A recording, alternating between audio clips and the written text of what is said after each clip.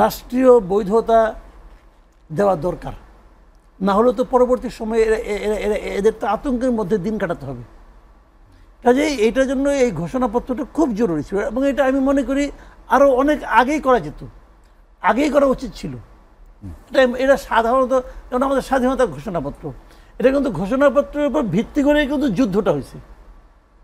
তখন এটা তো আর ঘোষণাপত্র আমাদের আন্দোলনে আগে করা যেত না, কিন্তু আন্দোলনের পরপরই অগাস্টে ঘটছে, এবং আপনার ছাত্ররা তো তখন এনসিপি হয় নাই, এনসিপি হওয়ার আগেই তো তারা দাবি করছে যে ঘোষণাপত্র দাও, এবং শেষ পর্যন্ত তারা 31শে ডিসেম্বর শহীদ মিনার পর্যন্ত যে বলছে আমরাই ঘোষণা করবো যদি আর কেউ না করে। গভর্নমেন্ট ডেকে কি বললো যে তোমরা রাখো, আমি সবার সঙ্গে আলাপ করে 15 দিনের মধ্যে করতে সরকারি দিবে। তারা কিন্তু 15 দিনের একটা টাইম লাইন দিয়েছিল, সেই 15 দিনের কাজ তারা 7 মাসে করছে, দেরি হয়েছে। এবং এই গভর্নমেন্ট সম্বন্ধে আমি একটা সবসময় কথা বলি, এটা একটা নন সিরিয়াস টাইপের গভর্নমেন্ট, যে কাজটা 15 দিনে করা যায়। কারণ 15 দিনে করা না গেলে ওনা 15 দিন টাইম দিলেন কেন, করা যায়। এটা আহামরি কোনো কাজ না, যা পড়লাম তো যে জিনিসটা লেখা হয়েছে এটা করতে 15 দিনের বেশি লাগে না। এবং পলিটিক্যাল পার্টিগুলিকে তারা ওই ঘোষণাপত্র পাঠাইছিল। আমি যতদূর জানি কোনো পলিটিক্যাল পার্টি এটাকে নিয়ে বসে থাকে নাই, ওইরা ওকে করে দিয়ে দিচ্ছে, কিছু 2-1টা হয়তো চেঞ্জ করছে, শব্দ চেঞ্জ করছে, দিয়ে দিচ্ছে। এটাকে নিয়ে 7 মাস ডিমে তা দেওয়ার মতো বসে থাকার কোনো প্রয়োজন ছিল না। কিন্তু তারপরে আমি বলবো দেরি হোক, কিন্তু কাজটা তো হয়েছে, এটা দরকার ছিল। তারপরে এটা কি প্রয়োগ হবে না হবে সেটা বেশি প্রয়োজন ছিল, নাকি সার্বিকভাবে নতুন বাংলাদেশের যে রূপরেখা বা নতুন কি কেমন দেশ চাই, কেমন রাষ্ট্র চাই, তারও একটি দিক নির্দেশনা? না, তার দিক নির্দেশনা এখানে খুব বেশি একটা তো নাই। এখানে মোটামুটি ওইটাই, ওই আপনার এই ঘোষণাপত্রটা হলো গত জুলাই আন্দোলনটা কেন প্রয়োজন ছিল আমাদের জাতির জন্য, মূলত এইটাই কিন্তু ওখানে আছে। তারপরে ওখানে কথা প্রসঙ্গে আনা কিছু আছে, কিন্তু মূল কথাটা কিন্তু ওইটাই, এবং এটা আরও আগে প্রয়োজন ছিল, তারপরে হয়েছে। এবং উনি যেভাবে করেছেন, মানে সমস্ত পলিটিক্যাল পার্টি লিডারদেরকে পাশে নিয়ে, আমি মনে করি এটাই গভর্নমেন্টের একটা অ্যাচিভমেন্ট। কারণ সব পার্টিকে কিন্তু ওনার পাশে উনি দাঁড় করাতে পারছেন। তার মানে কি, এটা একটা সার্বজনীন ঘোষণা হয়েছে আমি মনে করি, এবং এটা আমি মনে করি এটা খুব ভালো। তবে লোক সংখ্যা হয়তো আবহাওয়া জনিত কারণে হয়তো একটু কম হয়েছে, আর একটু হলে ভালো হইতো। যাদের মূলত দাবি ছিল তারা আবার বেড়াইতে গেছিল কক্সবাজারে, না গেলেই পারত, সেটি কেন তাদের থাকা উচিত ছিল আমি মনে করি। সেটি নিয়ে নানা গুঞ্জন, যে সেখানে কি গুঞ্জন টুঞ্জন যাই হোক, সেই আলোচনায় আমি যাবো না, কিন্তু আমার কথা হলো কি ফিজিক্যালি ওনারা এখানে থাকা উচিত ছিল। এই সময়ে ওনারা টায়ার্ড হয়ে গেছেন, যে ওখানে যাই একটু ঘুরে আসি, ঘুরে আসার জন্য ওই কক্সবাজার পর্যন্ত যাওয়া, এটা একটু অশোভন লাগছে আমার কাছে আর কি। যে এই আজকের দিনে ওই ঘোরাঘুরি 2 দিন আগে করতেন, আজকের দিনে মেইন 4 জন লোকই ওখানে চলে গেলেন ঘুরতে, 11টার সময় গেলেন, 3:30টার সময় চলে আসলেন, 5 স্টার হোটেলে থাকলেন। এইটা ভাই আমাদের জন্য, আমার কাছে এটা অশোভন লাগছে আর কি, দরকার ছিল না। কারণ আজকের দিনে এখানে যে ছেলেটা বলেছিল হাসনাত আব্দুল্লাহ, যে আজকেই করতে হবে, নাও আর নেভার কি যেন বলছিল উনি, 31 ডিসেম্বরের কথা। হ্যাঁ, তাকে তো আমি দেখতে চাইছিলাম, কারণ তার তো একটা ইমেজ আছে, একটা মানে একটা খুব মানে কি বলবো আপনাকে, মানে সিরিয়াস একটা ইমেজ কিন্তু তার আছে। তো এখন তাকে তো এই মাঠে তাকে আমি দেখতে পাইনি, এটা আমার জন্য মানে আমি এটা চাই নাই। তারপরেও সব কিছু বাদ দেন আপনি, সব কিছু মিলাইয়া আমি মনে করি এটা একটা ভালো কাজ। শেখ হাসিনা যখন তার সংবিধানের মধ্যে নিজের মতো করে বানিয়ে কিছু কিছু ধারাকে কখনোই চেঞ্জ করে যাবে না, দেওয়া যাবে না বললো, তো ওগুলি কি ওইটা কি চেঞ্জ করছে? চেঞ্জ করে না, মানে কেউ মানে না। আজকে দেখলাম এক জায়গায় কোন প্রধান শিক্ষিকার মাথার পেছনে বঙ্গবন্ধু শেখ মুজিবের ছবি আছে, ওনার চাকরি চলে গেছে। যে চাকরি খাইছে সেই তো সংবিধান বিরোধী কাজ করছে, সে তো সংবিধান মাইনে রাখছে পেছনে ছবি, ওই সংবিধানকে বাতিল করছে? কয় নাই তো। আবার এই দেখেন ঘোষণাপত্রের মধ্যে কিন্তু লেখা আছে যে ডক্টর ইউনূসের সরকারটা গঠিত হয়েছে, এটা সংবিধান মেনে সরকারটাকে প্রতিষ্ঠা করা হয়েছে। এই সরকারটাকে গঠন করা হয়েছে সংবিধানটাকে মেনে, বলছি তো সংবিধান মেনে হইতে প্রতিষ্ঠা করা হয়ে থাকে, তো সংবিধান মানতেছে কেউ? বিষয়টা হলো জানেন, এটা হলো সবই হলো সময়ের প্রয়োজনে হয়েছে, করতেছে। সংবিধানের কথা লেখা আছে যে প্রধানমন্ত্রীর বোন তার মতোই প্রোটোকল পাবে, লেখা আছে। শেখ রেহানা পাইতো না, বাংলাদেশের আইজি নিয়োগ করতো শেখ রেহানা, এটা সবাই জানে। টাকা দিয়ে আসতো, সে আইজিটা ছিল তার, সে আইজি নিয়োগ করবে। তো এটা করতে গেল রে ভাই সবচেয়ে বড় কথা হলো কি, আপনার হাতে ক্ষমতা আছে, পাওয়ার আছে, বন্দুক আছে, তো আপনি দেশে কিসের সংবিধান কিসের মানলাম না, আপনি কি করবেন?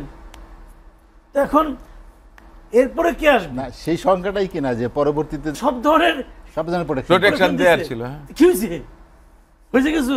আর এইটা নিয়ে গিয়ে দেশের মানুষ খুব আনহ্যাপি তো না, খুব আনহ্যাপি কেউ দায়ী করতে পারবেন যে সংবিধানে এটা নাই, তোমরা কেন করতেছ? অতএব আমি খুব দুঃখ পাইছি। আছে অন্তর্বর্তীকালীন সরকার সংবিধানে আছে? নাই তো রে ভাই। কাজে এইগুলি শুনেন, মানে বিষয়টা হলো কি যে মানুষ কি চায়, জনগণ কি চায়। যখন ডক্টর ইউনূসকে যখন তত্ত্বাবধায়ক মানে অন্তর্বর্তীকালীন সরকার প্রধান বানালো, তখন যে এইদিকে বঙ্গভবনের সামনে যে বলতো এই সংবিধানে এটা নাই, তাকে কেন বানানো হলো, ওখান থেকে সংবিধান নিয়ে আসতে পারতো না, একলা আসতে পারতো না, মানে পিটিয়ে মেরে ফেলেন। তো হিসাবগুলি হলো ওইভাবে। মোট কথা হলো যে মানুষ কি চায়। যখন আপনি মানুষের সঙ্গে থাকবেন তখন কি, আমি আবার একটা এক্সাম্পল দিয়ে বলি আপনাকে। এই যে বললাম না যে একটা আইনগত বৈধতা, একটা সাংবিধানিক বৈধতা থাকা দরকার, বললাম তো, এইটাই কি রক্ষা কবচ? না তো। আপনি 75-এ কথাটা ধরেন, আমি একটা উদাহরণ দিয়ে বলি। 75-এ ঘটনাটা ধরেন। 75-এ বঙ্গবন্ধুকে সপরিবারে মেরে ফেলল।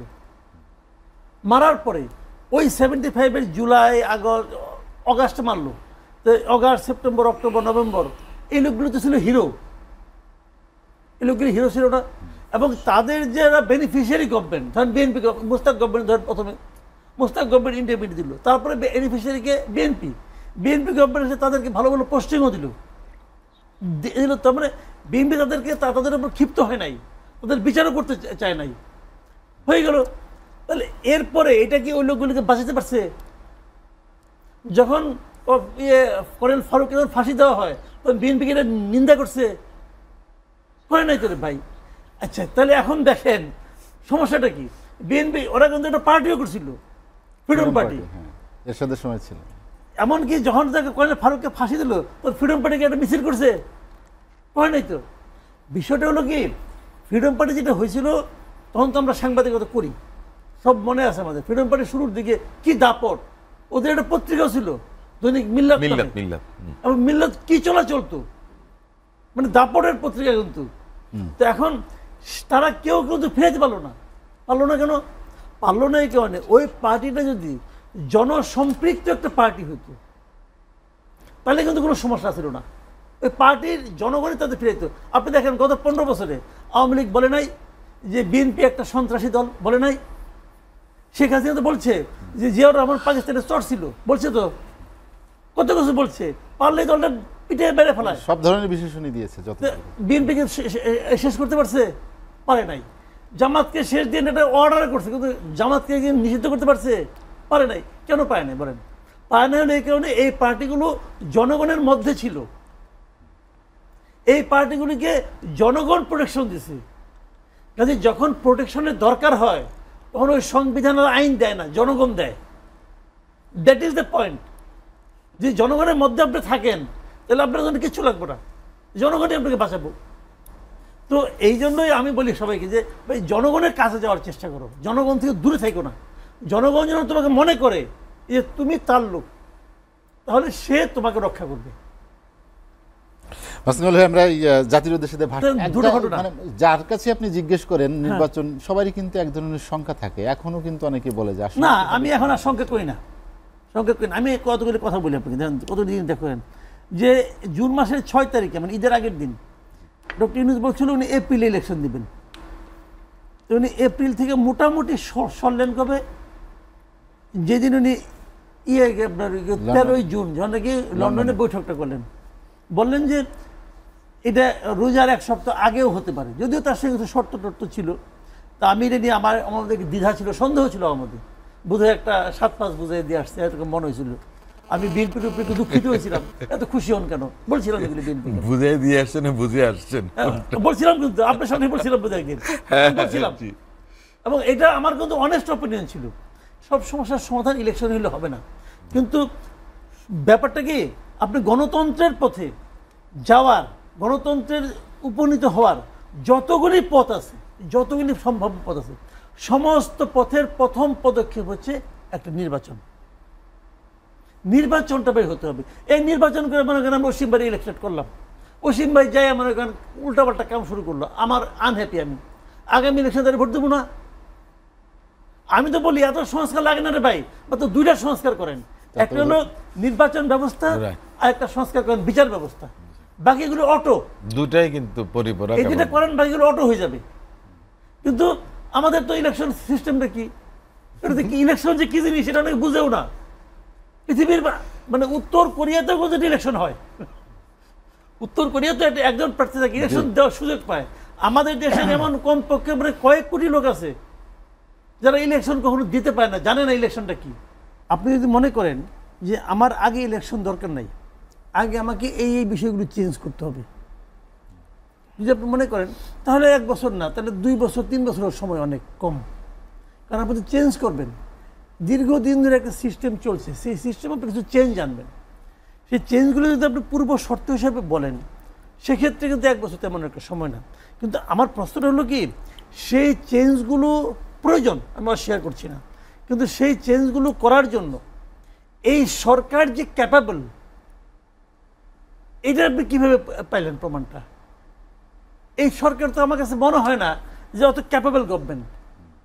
দেখেন আজকে একটা ইন্টারেস্টিং কথা, সংস্কার কর্মসূচি নিয়ে আলোচনা হচ্ছে, প্রধান উপদেষ্টা জাতির সামনে ভাষণে উনি এই সংস্কার কার্যক্রম ঠিকঠাক মতো চলার জন্য একজন ব্যক্তির নাম উল্লেখ করেছেন, জাতির পক্ষ থেকে তাকে ধন্যবাদ জানাচ্ছেন, যেটা নিয়ে আমার বিরাট আপত্তি।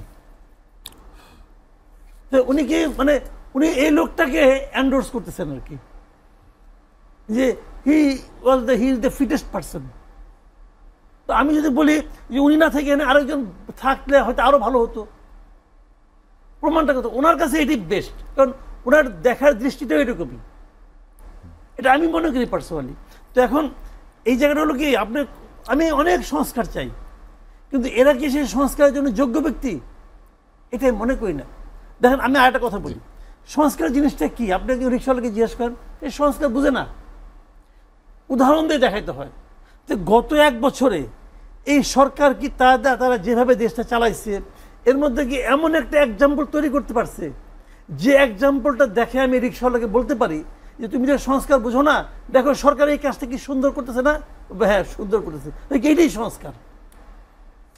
যেটা আমি বলতে পারতাম, তাহলে কিন্তু আমি বুঝতাম যে এরা ক্যাপাবল। কি সংস্কার করবে, কি করতে চায়, তাদের মাথায় নিশ্চয় আছে। তো ওই জিনিসটা নিজেদের জীবনযাপনে, নিজেদের সরকারের মধ্যে প্রয়োগ করে দেখা নিতে পারতো, আমরা হ্যাপি হইতাম। ওনারা সেটা দেখাইতেও পারে না, দেখাতে পারে না এই কারণে যে উনি যাদের নিয়ে গভর্নমেন্টটা করছেন, এই লোকগুলি তো ওই পচে যাওয়া সিস্টেমের মধ্যে থেকে উঠছে।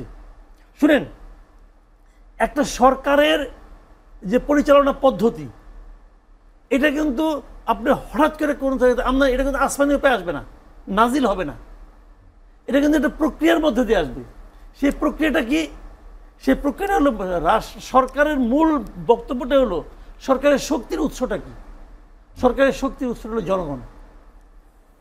এইটা যখন সবাই বুঝবে, এটা যখন সবাই আচরণের মাধ্যমে প্রয়োগ করবে, প্রমাণ করবে, দেখাবে, তখনই আপনি বুঝবেন যে পরিবর্তন হচ্ছে, সংস্কারটা হচ্ছে। একদিনে হবে না, একদিনে কোনো সংস্কার হয় না কখনো।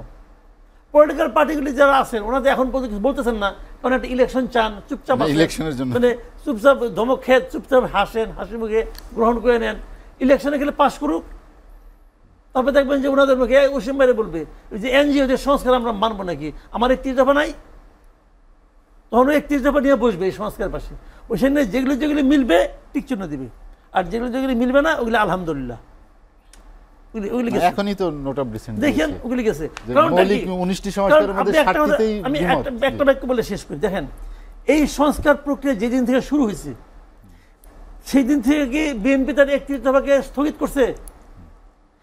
আমি তো মনে করি এই দেশের সাধারণ মানুষ বরং বারবার বলছে যে এটাই সব, এর মধ্যে বাংলাদেশের সাধারণ মানুষ 31 দফার সম্বন্ধে যতটুকু জানে, এই সংস্কারের প্রস্তাবগুলি অতটুকু জানে না। কারণ এই 31 দফা নিয়ে তারা বুকলেট বাই করছে, লিফলেট বাই করছে, মানুষের কাছে গেছে, ওয়ার্কশপ করছে, উপজেলা পর্যায়ে বন্ধ করছে, জেলা পর্যায়গুলিতে তারেক রহমান সাহেব ভার্চুয়ালি যুক্ত হয়েছে। একটা জেলা পর্যায়ের একজন নেতা, সে যখন তারেক রহমান সাহেবকে ভার্চুয়ালি পায়, তো মাথায় খারাপ হয়ে যায় রে ভাই, সে কি সিরিয়াসলি নিছে। বললাম তো আমার কাছে ওই বুকলেট 2টা আসছে, আমি বললাম ভাই আমাকে আরেকটা দিচ্ছে করো আমাদের কাছে কয় কি না আমাদের দিতে বলছে আমরা সবাইকে দিচ্ছি আপনি আরেকটা নেন। আশ্চর্য রে ভাই, দিস ইজ রিয়েলিটি। তারা তো এটা বন্ধ করে নাই, তাদের ওটা বলছে আমরা দিচ্ছি আরো 2.5 বছর 3 বছর আগে।